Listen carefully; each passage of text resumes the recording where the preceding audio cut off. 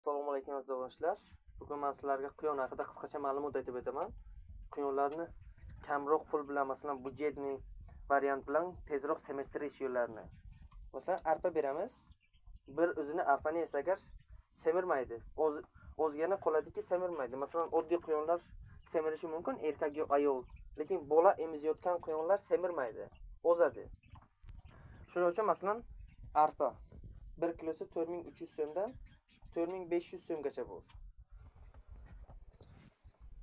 Bir stakan beramiz. Ertalab kechqurun hamma quyonlarga berib chiqaman men. Masalan, bunga bir barobar ko'p beraman. 1 stakan emas, 2 stakan beraman. Hammasiga shunday qilib berib chiqaman.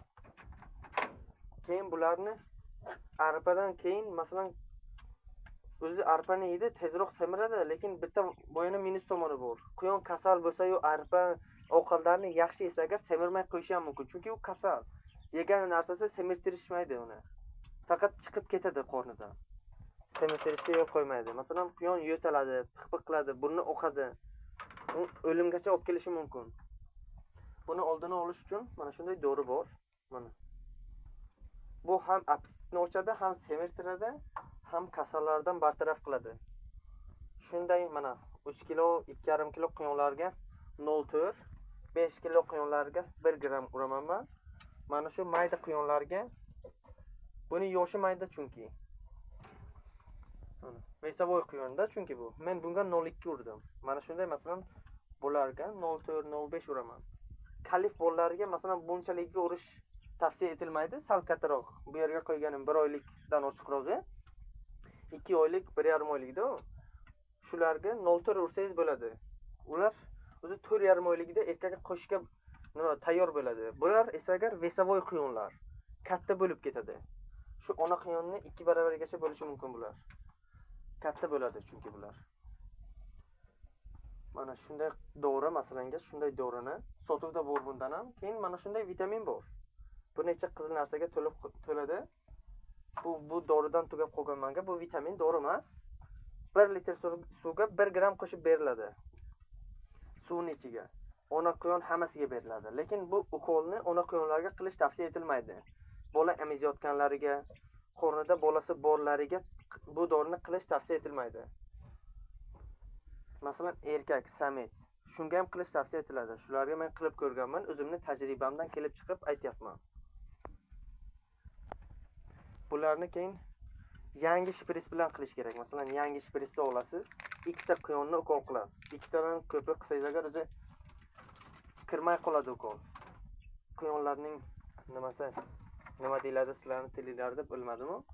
Shuni qattiq bo'ladi. Shunday nima qiladi. Keyin bu arpani ko'p ham zararli bo'ladi. Masalan, quyonning qorni shishib ketishi mumkin. Bunday narsani 1 stakan ertalab arpa berib, 1 stakan kechqurun. Masalan, ona quyonlarga, bola o'stirayotgan quyonlarga 2 baravar berasiz. 1 stakan bo'lsa 2 stakan berasiz. Masalan, mana shu samizlar. Bularga 1 stakani yetadi. Chunki bular ko'p yesa ham semirib ketadi. Ayol bilan qo'shishga nima bo'lmaydi. Keyin qo'shila olmaydi ayol bilan. Shunday samkamiz ham shunday. Masalan, 5 kilo, 6 kilo bo'lsa agar erkak bilan qo'shilish nimasi pasayib ketadi. Qo'shila olmaydi, qo'ymaydi erkakni. 3 kilodan 4 kilogacha bo'lsa agar yaxshi qo'shilishi. Shunday quyonchalar bor. Bu quyon keyin qisqacha ma'lumot bu ham quyonlarni masalan bolalari 1 oylik bo'ladi-ku. Vazni 4 kilodan past bo'lmasa agar ona quyonni boyana erkakka qo'shsangiz bo'ladi.